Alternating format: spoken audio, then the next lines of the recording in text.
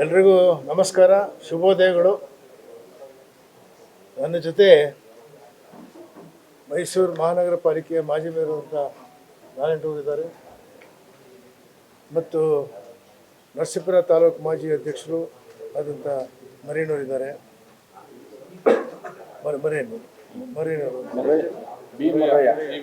ನರಸೀಪುರ ತಾಲೂಕ್ ಪಂಚಾಯತಿ B ಮರಯ್ಯ taluk ಪಂಚಾಯತಿ ಮಾಜಿ ಅಧ್ಯಕ್ಷ ಮತ್ತು ವಿಭಾಗೀಯ ಆದಿಜಾಂಬ ಸಂಘದ ಅಧ್ಯಕ್ಷರಾದ ನಂಗರಾಜ್ ಅವರಿದ್ದಾರೆ. ನಮ್ಮ ಚಾಮರಾಜನಗರದ ಆದಿಜಾಂಬ ಅಧ್ಯಕ್ಷರು ಮತ್ತು ಶಿವಮೂರ್ತಿ ಅವರಿದ್ದಾರೆ. ನಮ್ಮ ಗ್ಯಾರಂಟಿ ಪ್ರಾಧಿಕಾರದ ಗ್ಯಾರಂಟಿ ಸಮಿತಿಯ ಉಪಾಧ್ಯಕ್ಷರಾದ ನಮ್ಮ ಹುಣಸೂರು ಬಸವಣ್ಣ ಇದ್ದಾರೆ. ರಾಚಪ್ಪನವರು ನಮ್ಮ ಗ್ಯಾರಂಟಿ ಹನೂರು ತಾಲೂಕಿನ ಗ್ಯಾರಂಟಿ ಅಧ್ಯಕ್ಷರಾದಂಥ ರಾಚಪ್ಪನವರು ಇದ್ದಾರೆ. ಗ್ಯಾರಂಟಿ ಹನೂರು ರಾಚಪ್ಪನವರು ಸ್ವಲ್ಪ ಮಾಜಿ ಕಾರ್ಪೊರೇಟರ್ ಶಿವಣ್ಣವರಿದ್ದಾರೆ. ಸೊ ನಾವೆಲ್ಲರೂ ತಮಗೆ ಸ್ವಾಗತ ಕೋರುತ್ತಾ ಈ ದಿನ ಮುಖ್ಯವಾಗಿ ಕಳೆದ ಒಂದು 2 ದಿವಸಗಳ ಹಿಂದೆ ಮೊಬೈಲ್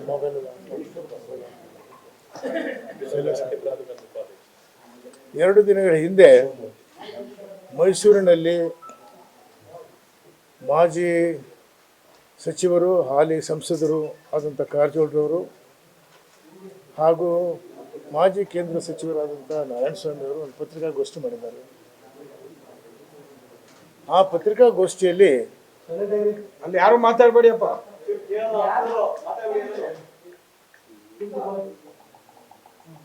ಆ ಪತ್ರಿಕಾಗೋಷ್ಠಿಯಲ್ಲಿ ಕರ್ನಾಟಕ ಸರ್ಕಾರ, ಕಾಂಗ್ರೆಸ್ ಸರ್ಕಾರ, ಮುಖ್ಯಮಂತ್ರಿಗಳು ಒಳ ಮೀಸಲಾತಿ ಜಾರಿ ಮಾಡಲು ಸುಮ್ಮನೆ ನೆಪ ಹೇಳಿ ಮುಂದೂಡ್ತಾ ಇದ್ದಾರೆ ಅಂತ ಒಂದು ಆರೋಪ ಮಾಡಿದ್ದಾರೆ.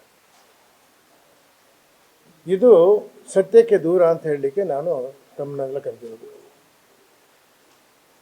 ಕಾರಣವಿಷ್ಟೇ, 101 ಜಾತಿ ಇರತಕ್ಕಂಥ ಪರಿಶಿಷ್ಟ ಜಾತಿಯಲ್ಲಿ ಸಾಮಾಜಿಕ, ಶೈಕ್ಷಣಿಕ ಮತ್ತು ಆರ್ಥಿಕ ಸಮೀಕ್ಷೆ ನಡೆಸಿ ಅದನ್ನು ಈಗಾಗಲೇ ಹಿಂದೆ ಸದಾಶಿವ ಆಯೋಗರು ಕೊಟ್ಟಿದ್ದರು. ಸದಾಶಿವ ಆಯೋಗ ರಚನೆ ಮಾಡಿದ್ದು ಕೂಡ 2014ರಲ್ಲಿ ಸನ್ಮಾನ್ಯ ಎಸ್.ಎಂ. ಕೃಷ್ಣ ಮುಖ್ಯಮಂತ್ರಿಗಳಿದ್ದ ಕಾಂಗ್ರೆಸ್ ಸರ್ಕಾರ ಇದ್ದಾಗ, ಅದು 2014 ದಯವಿಟ್ಟು ಕಾಂಗ್ರೆಸ್ ಸರ್ಕಾರದಿಂದ ಎಸ್.ಎಂ. ಕೃಷ್ಣ ಅವರು ಅದನ್ನು ಮಾಡಿದರು. ಅವರು ಒಂದು ವರದಿಯ ಸಂಪೂರ್ಣವಾಗಿ ಸಮೀಕ್ಷೆ ನಡೆಸಿ ವರದಿಯನ್ನು ನೀಡಿದಾಗ ವರದಿ ಕಂಪ್ಲೀಟ್ ಆಗಿದ್ದು ಭಾರತೀಯ ಜನತಾ ಪಾರ್ಟಿ ಇದು ಸರ್ಕಾರ ಇದ್ದಾಗ, ಯಡಿಯೂರಪ್ಪನ ಸರ್ಕಾರ ಇದ್ದಾಗ. ಅವರು ಆ ಸಮಿತಿನ ಸದಾಶಿವ ಆಯೋಗನ ಕೊಡ್ಲಿಕ್ಕೆ ಹೋದಾಗ, ಸಬ್ಮಿಟ್ ಮಾಡಿದಾಗ ಆ ಸದಾಶಿವ ಆಯೋಗದಲ್ಲಿ ಏನಿದೆ ಅಂತಲೂ ಕೂಡ ತೆಗೆದು ನೋಡಲಿಲ್ಲ BJPಯವರು. ಅದನ್ನು ತೆಗೆದು ನೋಡಲೇ ಇಲ್ಲ. ಆಯ್ತಾ? ಅನಂತರ ಭಾಳ ಒತ್ತಡ ಬಂದಾಗ 2013ರಲ್ಲಿ ಅಲ್ಲ 2018ರಲ್ಲಿ ಇದೇ ಯಡಿಯೂರಪ್ಪನವರು ನಮ್ಮ ಸರ್ಕಾರ ಬಂದರೆ ಒಳ ಮೀಸಲಾತಿ ಕೊಡ್ತೇನೆ ಅಂತ ಪ್ರಣಾಳಿಕೆಯಲ್ಲಿ ಹಾಕಿದ್ರು 2018ರಲ್ಲಿ.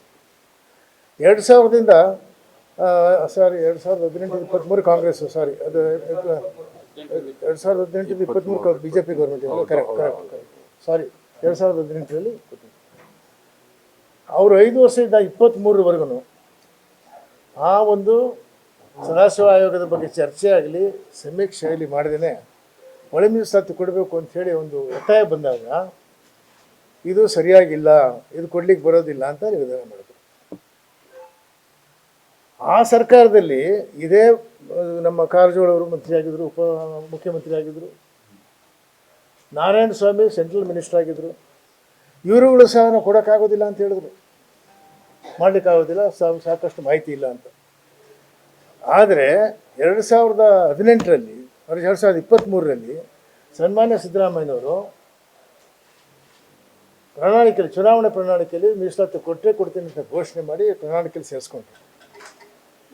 ಸೇರಿಸ್ಕೊಂಡ ನಂತರ ಬಂದ ಮೊದಲನೇ ವರ್ಷದಲ್ಲೇ ಅದನ್ನು ಕೈಗೆತ್ಕೊಂಡು ಅದನ್ನು ಇಂಪ್ಲಿಮೆಂಟ್ ಮಾಡಲಿಕ್ಕೆ ಹೋದಾಗ ಅಂಕಿಅಂಶಗಳು, ದತ್ತಾಂಶಗಳು, ಡೇಟಾಗಳು ಸಾಕಷ್ಟು ಸಾಲೋದಿಲ್ಲ. ಇದನ್ಯಾರು ಈ ರೀತಿಯೇ ಮಾಡಿದ್ರೆ ಮುಂದೆ ಯಾರಾದ್ರು ಕೋರ್ಟ್ಗೆ ಹೋಗಿ ತಡೆ ಹಿಡಿಬೋದು ಅನ್ನೋ ಉದ್ದೇಶದಿಂದ ಅಂಕಿಅಂಶಗಳಿಗೋಸ್ಕರ ಕೊರತೆ ಇದ್ದರಿಂದ ನಾಗಮೋಹನ್ ದಾಸರನ್ನು ಮಾಡಿದ್ರು. ನಾಗಮೋಹನ್ ದಾಸ್ ಅವರೀಗ ಎಲ್ಲ ಹಳ್ಳಿಗಳಿಗೆ ಎಲ್ಲ ಕಡೆನೂ ಹೋಗಿ ಸುಮಾರು 93% ಇದಾಗಿದೆ. ಬೆಂಗಳೂರು ನಗರದಲ್ಲಿ ಮಾತ್ರ ಬಿಟ್ಟರೆ 93% ಸಮೀಕ್ಷೆ ನಡೆದು ಈಗ ಅಕ್ಯುರೇಟ್ ಆಗಿರ್ತಕ್ಕಂಥ ಪಿಕ್ಚರು ಅಥವಾ ಕರೆಕ್ಟ್ ಶುಗರ್ ಇದೆ. ಅದನ್ನು ಈ ಜುಲೈ ಅಂತ್ಯಕ್ಕೆ ಮಂಡಿಸ್ತಾ ಇದ್ದೀನಿ ಅಂತ ಹೇಳ್ತಾ ಇದ್ದಾರೆ. ಜುಲೈ ಅಂತ್ಯಕ್ಕೆ ಅವ್ರು ಮಂಡಿಸಿದ ಮೇಲೆ ಅದನ್ನು ಸರ್ಕಾರದಲ್ಲಿ ಕ್ಯಾಬಿನೆಟ್ ಸಭೆಯಲ್ಲಿ ಇಟ್ಟು ಅದನ್ನು ಸರ್ಕಾರಕ್ಕೆ ಜಾರಿ ಮಾಡ್ತೀನಿ ಅಂತ ಈಗಾಗಲೇ ಮುಖ್ಯಮಂತ್ರಿಗಳ ಸಿದ್ದರಾಮಯ್ಯನವರು ಘೋಷಣೆ ಮಾಡಿದ್ದಾರೆ. ಮತ್ತು ನಮ್ಮ ಸಂಪುಟ ಸಭೆಯಲ್ಲೂ ಕೂಡ ಇದು ಮಾಡ್ತೀನಿ ಅಂತ ಹೇಳಿದ್ದಾರೆ. ಸೊ ಈಗೆಲ್ಲ ಆದರೂ ಇಷ್ಟೆಲ್ಲ ಆದರೂ ಕೂಡ BJP ಸರ್ಕಾರ ಇದ್ದಾಗ ಸ್ವರನೇ ಇರಲಿಲ್ಲ ಅವ್ರಿಗೆ. BJP ಸರ್ಕಾರ ಇದ್ದಾಗ ಮಾತಾಡಲಿಕ್ಕೆ ಹೋಗಲಿಲ್ಲ. BJP ಸರ್ಕಾರ ಸದಾಶಿವ ಆಯೋಗ ತೆಗೆದು ನೋಡಲಿಕ್ಕೆ ಆಗಲಿಲ್ಲ. ಕಾಂಗ್ರೆಸ್ ಸರ್ಕಾರ ಮಾಡ್ತೀನಿ ಅಂದಾಗ ನೀವು ಮಾಡಿ ಮಾಡಿ ಮಾಡಿ ಅಂತ ಇವ್ರು ಮಾಡೋದ್ರ ಜೊತೆಗೆ ನಾವು ಮುಂದಿನ ತಿಂಗಳಲ್ಲಿ ನಾವು ಒಂದು ಸ್ಟ್ರೈಕನ್ನು ಮಾಡ್ತೀವಿ, ಬಂದ್ ಮಾಡ್ತೀವಿ, ಸ್ಟ್ರೈಕ್ ಮಾಡ್ತೀವಿ. ಇದ್ರಿಗೆ ಯಾವ ನೈತಿಕ ಹಕ್ಕಿದೆ ಅಥವಾ ಇವ್ರಿಗೇನಾದ್ರೂ ನಿಜವಾದ ಇದಿದ್ರೆ, ಕಾಳಜಿ ಇದ್ದರೆ ಇವ್ರ ಸರ್ಕಾರ ಮಾಡದೇ ಇರ್ತಕ್ಕಂಥ ಕಾಂಗ್ರೆಸ್ ಸರ್ಕಾರ ಮಾಡ್ತಾ ಇದ್ದಾರೆ. ಇವರು ಸಹಕಾರ ಮಾಡಬೇಕು ಅನ್ನೋದು ಬಿಟ್ಟು ಮಾಡುವಂಥವ್ರಿಗೆ ಪದೇ ಪದೇ ಮಾಡಿ ಮಾಡಿ ಅಂತೇಳಿ ಒತ್ತಾಯ ಆಗ್ತಕ್ಕಂಥದಕ್ಕೆ ಇವರಿಗೆ ಮರ್ಯಾದೆ ಇಲ್ಲ ಅಂತ ಹೇಳ್ತೀನಿ. ಆದ್ದರಿಂದ ಇದು ದಯವಿಟ್ಟು ಇಂತಹ ಪ್ರಚಾರ ಕಾರ್ಯವನ್ನು ಮಾಡೋದು ದಯವಿಟ್ಟು BJP ಅವ್ರು ಬಿಟ್ಟು ಮಾಡುವಂಥವ್ರಿಗೆ ಸಹಕಾರ ನೀಡಿ ಆದಷ್ಟು ಬೇಗ ಮಾಡಿ ಅಂತ ಒತ್ತಾಯ ಮಾಡಿದ್ವಿ. ಬೇಗ ಮಾಡಿ ಅಂತ ಒತ್ತಾಯ ಮಾಡೋದು ಅಂದೇನು ಅಭ್ಯಂತರ ಇಲ್ಲ. ಆದರೆ ನಾವು ಇದು ಸ್ಟ್ರೈಕ್ ಮಾಡ್ತೀವಿ, ಮುಷ್ಕರ ಮಾಡ್ತೀವಿ, ಅವ್ರ ಬಗ್ಗೆ ವಿರೋಧ ಇದು ಮಾಡ್ತೀವಿ ಅಂತ ಹೇಳಿದ್ರೆ ಅದಕ್ಕೆ ನಮಗೆ ವಿರೋಧ ಇದೆ. ಆದ್ದರಿಂದ ದಯವಿಟ್ಟು ನೀವು ನಿಮ್ಮ ಮನಸ್ಸನ್ನು ನಿಮಗೆ ನೀವೇ ಪ್ರಶ್ನೆ ಹಾಕ್ಕೊಡಿ. ನಿಮ್ಮ ಸಾಧನೆ ಏನು, ನಿಮ್ಮ ಕೊಡುಗೆ ಏನು ಒಳ ಮೀಸಲಾತಿಗೆ, ನಿಮ್ಮ ಸರ್ಕಾರದ ನೀವೇನು ಮಾಡಿದ್ರಿ, ನೀವೇ ಉತ್ತರ ಕೊಟ್ಕೊಳ್ಳಿ ಅವ್ರಿಗೆ. ಅದನ್ನ ಬಿಟ್ಟು ಮಾಡುವಂಥ ನುಡಿದಂತೆ ನಡೆಯುವ ಮುಖ್ಯಮಂತ್ರಿ ಸಿದ್ದರಾಮಯ್ಯನವರು ಈಗಾಗಲೇ ಒಪ್ಪಿದ್ದಾರೆ. ನಾವು ಖಂಡಿತ ಮೀಸಲಾತಿ ಒಳ ಮೀಸಲಾತಿ ಜಾರಿ ಮಾಡ್ತೀನಿ ಅಂತ ಅವ್ರು ಮಾಡೋ ಹುನ್ನಾರದಲ್ಲಿದೆ. ಸದಾಶಿವ ಆಯೋಗದ ವರದಿ ಜೊತೆಗೆ ನಾಗಮೋಹನ್ ದಾಸ್ ವರದಿ ಈ ಒಂದು ತಿಂಗಳಲ್ಲಿ ತೊಗೊಂಡು ಅವರು ಆದಷ್ಟು ಬೇಗದಲ್ಲೇ ಮಾಡ್ತೀನಿ ಅಂತ ಹೇಳಿದಾಗ ನಾವು ಆಶಾದಾಯಕವಾಗಿದ್ದೀವಿ. ಇಷ್ಟನ್ನು ಹೇಳಿ ತಮಗೆ BJPಯವರ ವರ್ತನೆ, BJPಯವರ ನಡೆ ಮತ್ತು BJPಯವರು ಈ ಜನಗಳಿಗೆ ದಿಕ್ಕು ತಪ್ಪಿಸುವಂಥ ಇದನ್ನು ದಯವಿಟ್ಟು ತಪ್ಪಿಸ್ಬೇಕು ಅಂತೇಳಿ ನಾವು ನಿಮ್ಮ ಮುಖಾಂತರ ಕೇಳ್ಕೊತೀವಿ. ಈಗ ಪ್ರೆಸ್ ಮೀಟ್ ಆಯ್ತು, ಸುಪ್ರೀಂ ಕೋರ್ಟ್ ಆದೇಶ ಮಾಡಿದೆ, ಒಂದು ವರ್ಷ ಆಯ್ತು. ಆಂಧ್ರ ಬೇರೆ ಬೇರೆ ಕಡೆ ಹರಿಯಾಣ ಎಲ್ಲ ಮಾಡಿದ್ದಾರೆ. ಇವರು ಮಾಡದೆ ಈ ರೀತಿ ಮೀನಾಮೀಸ ಹೇಳ್ತಾ ಇದ್ದಾರೆ. ಅಂದ್ರೆ ಟಾರ್ಗೆಟ್ ಅವ್ರು ಏನು ಅಂದ್ರೆ ಮಾದೇವಪ್ಪ ಅವರು, ಮುನಿಯಪ್ಪ ಇವ್ರು ಟಾರ್ಗೆಟ್. ಅಂದ್ರೆ ಬಲಗೈನವ್ರನ್ನೇ ನೇಮಕ ಮಾಡ್ತಾರೆ ಎಲ್ಲ ಕಡೆ, ಎಡಗೈನವ್ರಿಗೆ ಚಿಕ್ ಕೊಡ್ತಾರೆ ಅಂತ ನೋಡಿ. ಬಲಗೈ ಎಡಗೈ ಸುದ್ದಿ ಅಲ್ಲ. ಈಗ ನಮಗೆ ಹಸಿವಿದ್ದವರಿಗೆ ಆಹಾರ ಕೊಡಬೇಕು, ಅನ್ಯಾಯ ಆಗಿದ್ದವರಿಗೆ ನ್ಯಾಯ ಸಿಗಬೇಕು. ಈ ಹಂತದಲ್ಲಿ ಸರ್ಕಾರ ನಡೀತಾ ಇದೆ. ಅದು ಇಬ್ಬರು ವ್ಯಕ್ತಿಗಳು ಇಟ್ಕೊಂಡು ಮಾತಾಡೋದು ಬೇಡ. ಇದರಲ್ಲಿ ಮುಖ್ಯಮಂತ್ರಿಗಳಿಗೆ, ಸನ್ಮಾನ್ಯ ಮುಖ್ಯಮಂತ್ರಿಗಳಿಗೆ ಕಟಿಬದ್ಧವಾಗಿದ್ದಾರೆ, ಮಾಡ್ತೀನಿ ಅಂತ ಹೇಳಿದ್ದಾರೆ. ಇದರಲ್ಲಿ ಇಬ್ಬರು ಹೆಸರುಗಳು ತರೋದು ಬೇಕಾಗಿಲ್ಲ, ಅವಶ್ಯಕನೂ ಇಲ್ಲ. ಅವರು ಕೂಡ ಮಹಾದೇವಪ್ಪನವರು ಕೂಡ ಎಲ್ಲರೂ ಮಾಡೋದಿಲ್ಲ ಅಂತ ಹೇಳಿದ್ದಾರೆ. ನಾನು ಮಾಡೋದಿಲ್ಲ ಅಂತ ಹೇಳಿದ್ದಾರೆ. ಅಲ್ಲ ಸರ್, BJPಯವ್ರು ಕೂತ್ಕೊಂಡು ಮಾತಾಡೋದು ಅವ್ರ ಆರೋಪ ಏನು ಅಂದ್ರೆ ಮೈಸೂರು ಜಿಲ್ಲೆಯಲ್ಲಿ ಬಲಗೈನವರು ಎಲ್ಲ ಇದ್ರಲ್ಲೂ ತುಂಬವ್ರೆ, ಎಡಗೈನವರು ಮಿಚ್ಗಡೆ ಇಲ್ಲ, ಮಾದೇವಪ್ಪನವರು ಒಂದೊಂದಾಗ ಅನ್ಯಾಯ ಮಾಡ್ತಾರೆ, ಅದ್ರ ಬಗ್ಗೆ ಮಾತಾಡ್ತಾ ಇಲ್ಲ ಯಾರು ಅಂತ. ನೋಡಿ,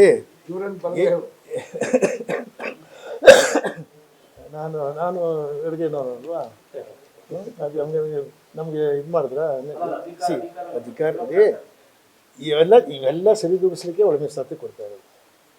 ಏನು ಶಿಕ್ಷಣ ಕ್ಷೇತ್ರ, ಆರ್ಥಿಕ ಕ್ಷೇತ್ರ, ಸಾಮಾಜಿಕ ಕ್ಷೇತ್ರದಲ್ಲಿ ಸಾಕಷ್ಟು ಎಡಗೈ ಸಮಾಜಕ್ಕೆ ಅಂದರೆ ಮಾದಿಗ ಸಮಾಜಕ್ಕೆ ಬರಲಿಲ್ಲ ಅನ್ನೋ ಉದ್ದೇಶಕ್ಕೋಸ್ಕರನೇ ಒಳ ಮೀಸಲಾತಿ ತಂದು ನ್ಯಾಯ ಕೊಡಬೇಕಂತ ಹೊರಟಿದ್ದಾರೆ. ಆದರೆ ಈಗಾಗಿರ್ತಕ್ಕಂಥದ್ದು ಹಿಂದೆ ನಾವು ಮಾತಾಡೋದು ಬೇಡಿ. ಮುಂದೆ ಆಗ್ತಕ್ಕಂಥದ್ದು, ಮುಂದೆ ಮಾಡ್ತಕ್ಕಂಥದ್ದು, ಅದ್ರ ಬಗ್ಗೆ ಯೋಚನೆ ಮಾಡಿ ಪರಿಹಾರ ಏನು ಬೇಕು ಪರಿಹಾರ ತೊಗೊಳಕ್ಕೆ ನಾವು ನೋಡೋಣ. ಪರಿಹಾರ ಕೊಡೋರಿಗೆ ನೀವು ಮೆಡಿಸಿನ್ ಕೊಡೋ ಡಾಕ್ಟ್ರಿಗೆ ನೀವು ಟೀಕೆ ಮಾಡ್ತಾಯಿದ್ರಿ. ಹಾಂ, ಮೋಸ್ಟ್ಲಿ ಇನ್ನೊಂದು 1 ತಿಂಗಳು 2 ತಿಂಗಳಿಗೆ ಆಗ್ಬೋದು, 1 ತಿಂಗಳಿಗೆ ಆಗ್ಬೋದು.